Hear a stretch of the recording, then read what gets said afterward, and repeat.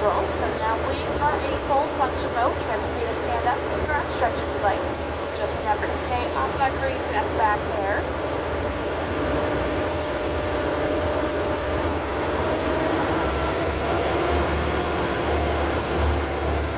Now we currently are in the lower part of the Wisconsin River in the Dells. Here the water is 20 to 30 feet deep. If you turn around here, went upstream, I went past a big dam.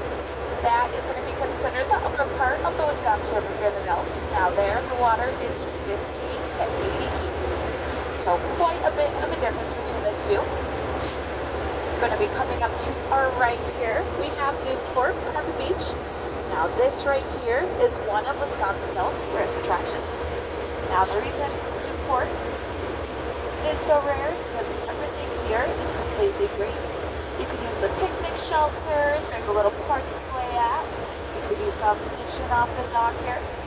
Now you don't have to worry about paying for parking either, also free.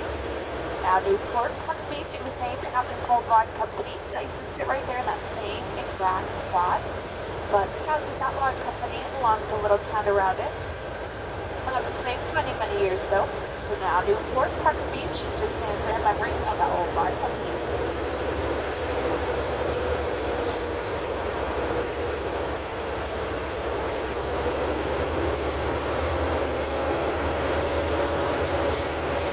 Something else I do want to point out about the Wisconsin River here, if you look over to the left and down at the water, you'll notice that brownish-greenish color to the river.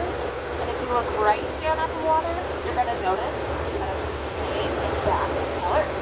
Well, 200 miles upstream, there's some tamarack pine trees. They release a stuff called tannic acid, and that's what gives the river that color. And I know what you guys are probably thinking. It sounds pretty bad, right? It's perfectly safe. It's found in a lot of common household items such as coffee, tea, Pepsi, Coca-Cola. My personal favorite, some Jack Daniels. So it's just ingredients as natural common coloring. Next time you guys read that, that's what that tannic acid is.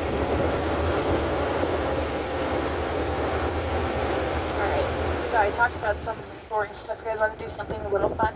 Do you want to see the top speed of the stuck in the water? Yeah? Alright, hang on because we get going really fast here. I'm going to get us going a little bit, do a countdown from 3, and I'll let you know when we're at our top speed. So, just hang on, and remember, you guys sign those waivers. Okay.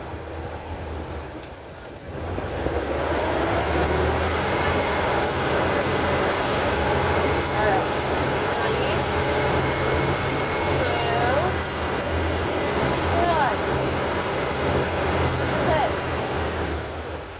Pretty fast, right? Yeah. No one got whiplash or anything? No? Alright. Any guesses on how fast it actually was? 2 miles an hour. 2 miles? That's a good guess. I should probably tell you guys that your guess would be as good as mine, because I don't know either. The tachometer on these things, they don't work, so I never know how fast you're going. But I do know the average speed of all the ducks in the water, it's around 5 miles per hour. On land, it's around 35 miles per hour, but each duck, they do drive a little differently. So some are slower, some are faster. Now, since we are riding on this piece of history, I'm going to give you guys a brief history lesson on ducks. So these were manufactured between 1942 and 1945. Around 21,000 of them were made, but only half of them saw action during World War II. And out of those 11,000 that saw action, any guesses on how many made it back after the war? The 20-some you got in the barn? Huh? The 20-some you got in the barn? 20-something? That you got in the barn back there? Oh, that's a good guess. It was only one. That one is sitting in a museum in Boston. All those other ducks that saw action but never made it back, they were taken 5 miles off the coast of France and stuck in the ocean, where they still are to this day. Now those 10,000 surplus were auctioned off to private passengers, companies, entrepreneurs, just like our founder, Calvin Flagg. Now he and his brother, they went all the way to California, got 2 ducks, drove them all the way back. Now given that they're pretty slow, it took them about 2 weeks.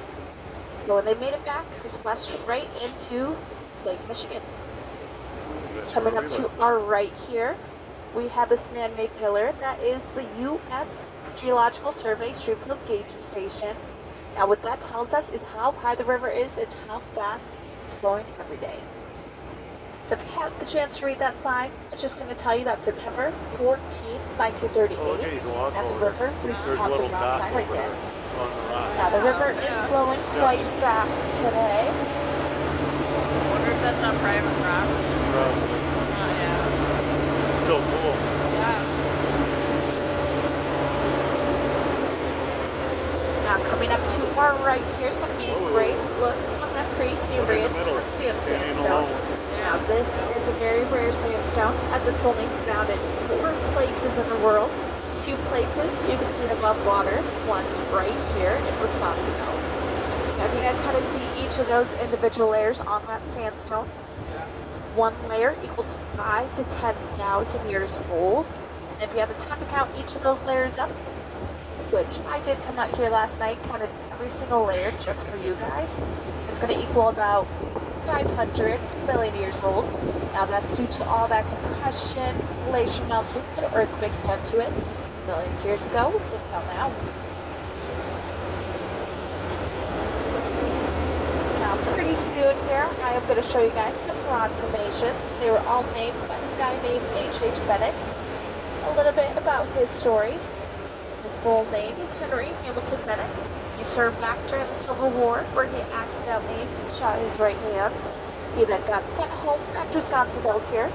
So while he was home, he and Bennett got the stop motion camera. With the camera, he took it down the Wisconsin River in a canoe, taking pictures of all these rock formations. That's what gave the right to name them. Now, a lot of those photos, they ended up in newspapers, so that kind of helped Wisconsin Hills out with the tourism that it has today. If you guys ever get the chance or want to check out that museum, it is uptown Wisconsin Dells. Could you imagine Called the having a house H.H. like Bennett that? Studio and Museum. And we do have our first rock formations coming up to our right over here.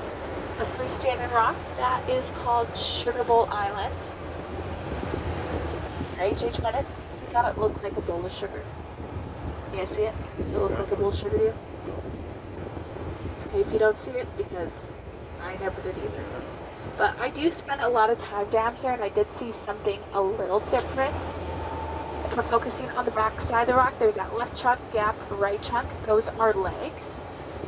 Then in the middle of that gap, sort of at the top, there's a tree sticking out, sort of horizontally, like a tail. I see the back side of an elephant. See that? Yeah. I definitely do think maybe he should have named it Elephant Booty Island instead. It'd make more sense, a lot funnier. And over to our left here, to Sugar Bowl, that is called Grotto's Rock because of all the grottos and caves in it. During the hot summer months, a lot of kayakers like to escape the summer heat by going in these rocks. Inside, they're 15 to 20 degrees cooler than the outside temperature. We have some wildlife over to our left here in the water. A real life duck. And we do have our next rock formation coming up to our left here as well. A lot of people think it looks like ships, but it is called twin inkstands. Now, H.H. Bennett, he thought it looked like the twin inkstands on his desk. So, the way he saw those trees on top, they were the feather quills, black colored rock, all along top they're seen as overflowing ink. And there's that left section, right section, being the 2 different ink wells. And then trees on top are the feather quills that they would use to write. Now, H.H. Bennett didn't notice that this rock performs a natural compass. So that left rock faces north and south, right faces east and west. It's going to be off by about 5 degrees. Now, we are going to be making our way out of the Wisconsin River over to our right on that exit ramp. Before we do that, I do have one last rock formation to tell you guys about. Straight downstream here, that freestanding rock is called Lone Rock. Now, the reason it got its name is because it is the last freestanding rock downstream of the Wisconsin River. Now, Lone Rock has 4 cave entrances, all of which meet in the middle. So, in the middle of Lone Rock, you can fit the size of one of these ducks. That's how big that cave is. But we won't be going to the middle today. But now we are going to be making our exit. So, just asking that you guys please remain seated